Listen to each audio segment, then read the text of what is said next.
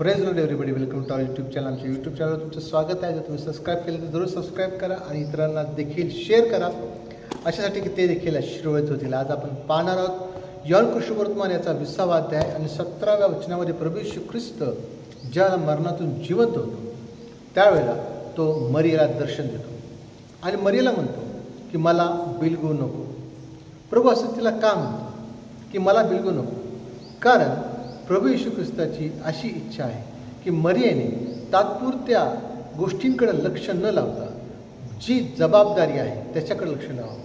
पुष्कळदा आपण आपल्या ज्या प्रिय गोष्टी आहेत त्याला बिलगून बसतो.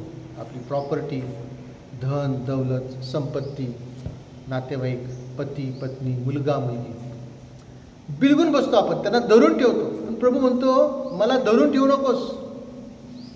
प्रभू येशूची इच्छा आहे की आपण या जगिक गोष्टींना, या संसारिक गोष्टींना, या तात्पुरत्या गोष्टींना, क्षणिक गोष्टींना आपण बिलगून न राहता त्या अनंतकालिक गोष्टी ज्या आहेत, जी जबाबदारी आहे, जी आज्ञा आहे, जी कामगिरी आहे, तिच्याकडे प्रभू आपल्याला लक्ष लावत आहे.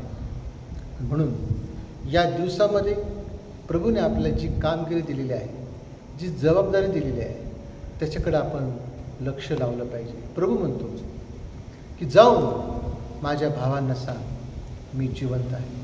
आज अनेकांना माहीत नाही की प्रभू येशू जिवंत आहे. अनेकांना फक्त वाटतं प्रभू येशू ख्रिस्त म्हणजे त्या क्रूस खांबावर, वधस्तंभावर 3 खिळ्यांवर त्याला ठार मारलं आणि तिथं त्याचा शेवट झाला. परंतु पुढची जी महत्त्वाची गोष्ट पुष्कळ लोकांना माहीत नाही. प्रभू ती जबाबदारी एका स्त्रीला देत आहे. तिचं नाव आहे मरिया मगदलिनी. ही मरिया मगदलिनी कोण आहे?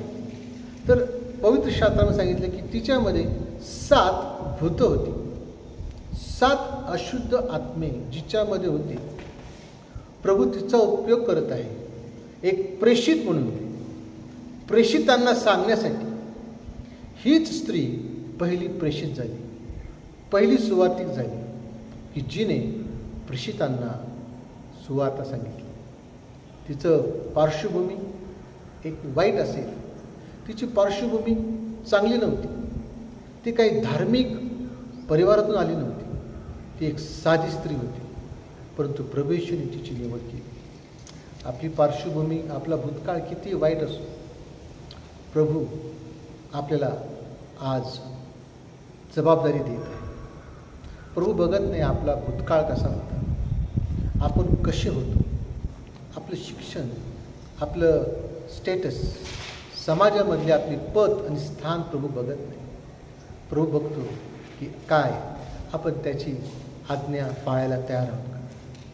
प्रभूची इच्छा आहे की ही सुवार्ता, ही आनंदाची बातमी आपण आपल्या नातेवाईकांना देखील सांगावी की ज्यांना कुठली आशा नाही, ज्यांच्या जीवनामध्ये दुःख आहे, जे आत्महत्या करण्याच्या मार्गावर आहेत, जे हताश आहेत, जे घाबरलेले आहेत.